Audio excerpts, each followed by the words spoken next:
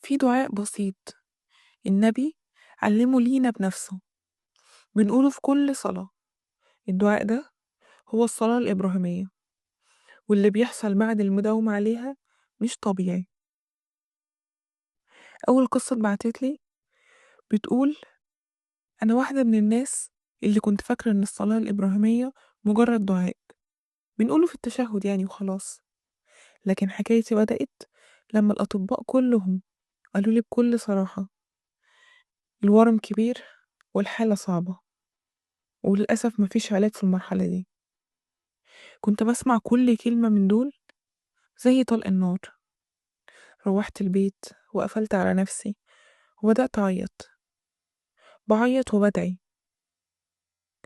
وبعدين سمعت مقطع بيقول: اللي بيداوم على الصلاة الإبراهيمية ربنا بيقضي له الحوائج. بصراحة قلت: وانا هخسر ايه يعني؟ بدأت أقولها 100 مرة بعد الفجر و100 مرة بعد العشاء. كنت بقولها وانا ببكي، بس كل مرة كنت بحاول أستحضر صورة النبي قدامي. كنت حاسة إني بكلم حد فعلا، مش بكرر كلامه خلاص. عدى شهر والتعب قل شوية، عدى شهرين وتحاليل الحمد لله اتحسنت. بتقولي بعد 4 شهور عملت أشعة جديدة. الدكتور دخل عليا وهو بيضحك وبيقولي: في حاجة غريبة جدا، الأشعة مفيهاش ورم. أنا وقفت مكاني وما فهمتش، وكان قلبي عمال يدق جامد قوي. قلت له: يعني إيه؟ قال لي: يعني مفيش حاجة، شفاء كامل. أنا مش بقول إن الصلاة الإبراهيمية دي علاج طبي، بس بقول إن هي فيها سر ما يعرفوش غير اللي جربه. قصة تانية بتقول: أنا شاب دخلت التلاتينات، وكل ما أتقدم لبنت يحصل ظرف أو رفض ويكون بدون سبب.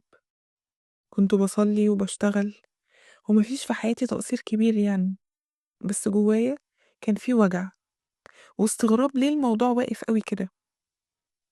واحد صاحبي بيقولي: ليه ما بتداومش على الصلاة الإبراهيمية؟ أنا جربتها وحياتي كلها اتغيرت. قلت له: ماشي هجرب. بدأت أقولها 100 مرة الصبح و100 مرة بالليل كل يوم. في الأول كنت بقولها كأنه ورد عادي يعني، لكن بعد كام يوم بدأت أحس بتغيير كبير قوي في قلبي، وابتديت أحس بسكينة وراحة، كأني قريب من السما. بعد 40 يوم بالظبط جات له رسالة من بنت كان يعني معجب بيها من زمان. كنا بيتعرفوا على بعض، يعني هما اتعرفوا على بعض في شغل قديم، وكل شيء انتهى ساعتها وخلص يعني وخلاص، وراحوا كل واحد لحاله. اتقابلوا تاني واتكلموا، وبعدها بشهرين كانوا بيكتبوا الكتاب. هل دي صدفة؟ ممكن. بس بيقولي: أنا ساعتها في فترة الدعاء دي بالذات حسيت إن ربنا بيحرك الأمور في الخفا. فسبحان الله. قصة تالتة بتقول: أنا أم ولوحدي، عندي طفلين، وجوزي متوفي من سنين. كنت شغالة على قد يعني، لكن للأسف بعد أزمة صحية اضطريت أقعد في البيت. الفلوس خلصت، والإيجار متأخر، والعيال محتاجين أكل وشرب ولبس ومدارس. كنت بدعي كل يوم، بس قلبي كان مليان يأس. وفي مرة شفت فيديو لواحدة بتحكي عن الصلاة الإبراهيمية، كانت بتقول: قولوها بس من قلبكم وربنا مش هيكسفكم أبدا. ومن يومها بدأت أقول: اللهم صل على محمد وعلى آل محمد كما صليت على إبراهيم وعلى آل إبراهيم، وبارك على محمد وعلى آل محمد كما باركت على إبراهيم وعلى آل إبراهيم إنك حميد مجيد.